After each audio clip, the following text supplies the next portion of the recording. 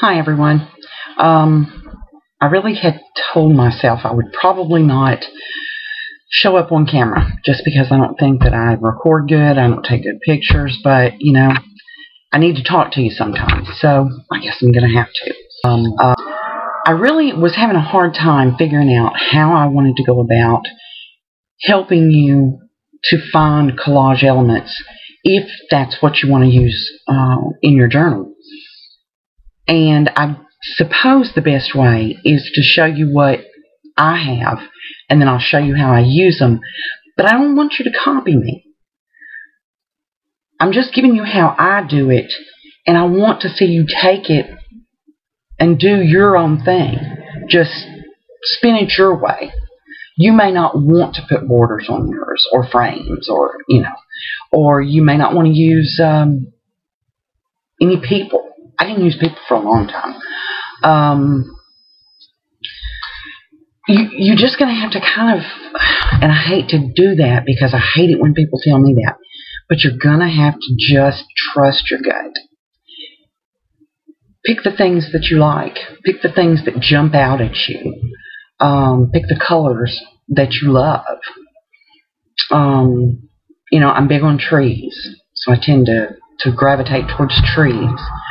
I'm going to give you a couple of links below the video here to places that will also show you how they do it, because I want you to have input from a number of sources. I'm only one person, and I only journal my way.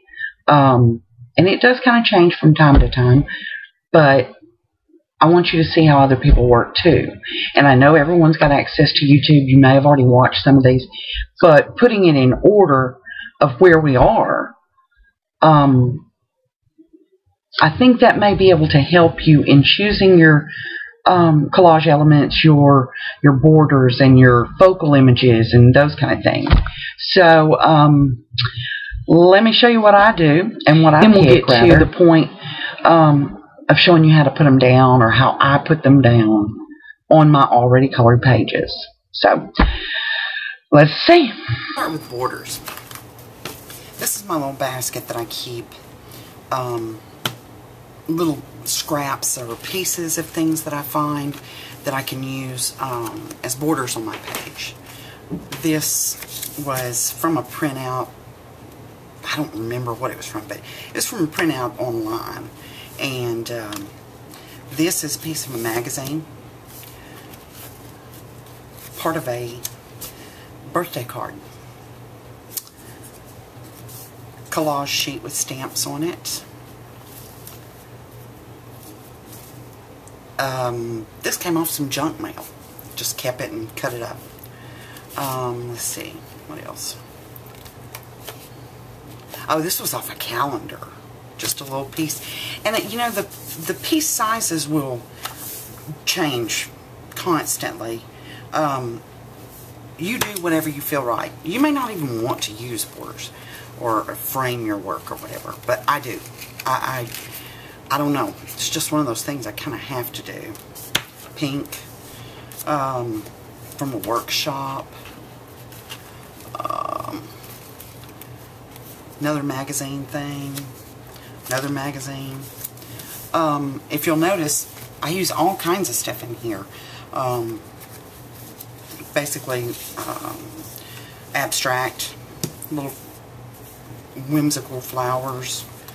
It's just whatever comes to mind. Whenever I see it, does it strike me? Is it something I would use? Do I like it? I love this, but I've never found a place to use it. And I do tend to doodle over the top of them anyway, but, sometimes it's just got to feel right before you can stick it on the page. Just pick out what feels right to you. If your colors change from day to day, if you like red one day and green the next, that's probably a great thing, because then you'll get a wide variety of colors.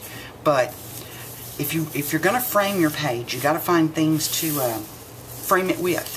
And those are some of the things that I use. You can always use just plain color. And these are just scraps I had over from clipping some, I don't even remember, but I stick them in my little basket of borders, and then whenever it's time to do some new pages, I just kind of dig in here and see what speaks to me. You know, I've got a black page that I was doing. This would be great on that, and you'll find your own way of working this, but I kind of wanted to give you an idea of what it is that I keep out of a magazine. Another one out of a magazine. But be original.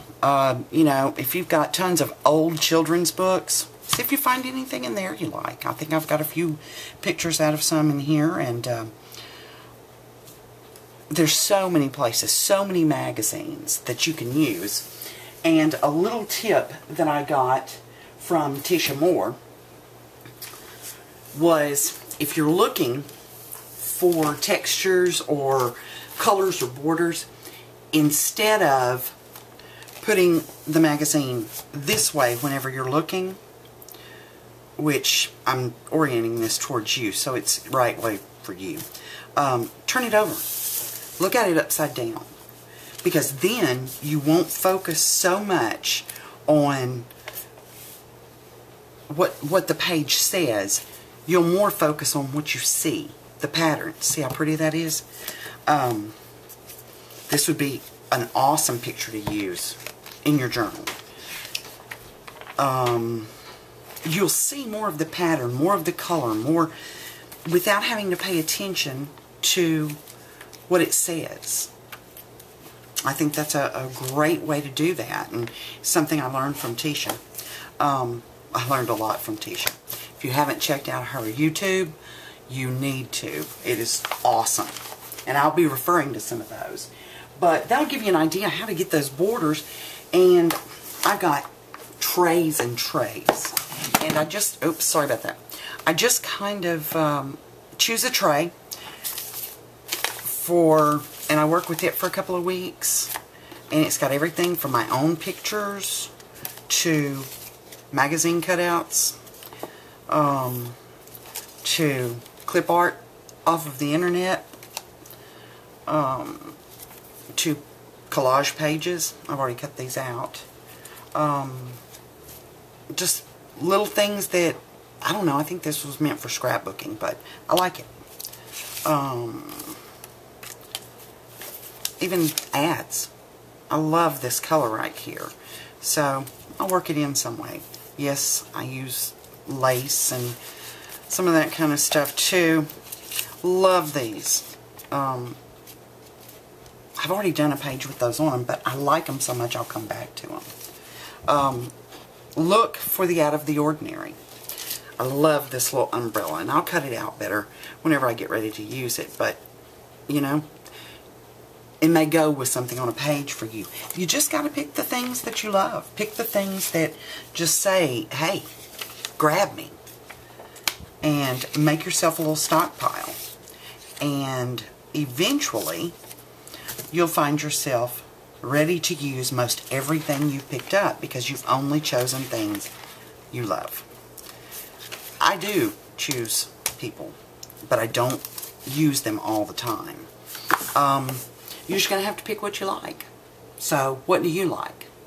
Tell me.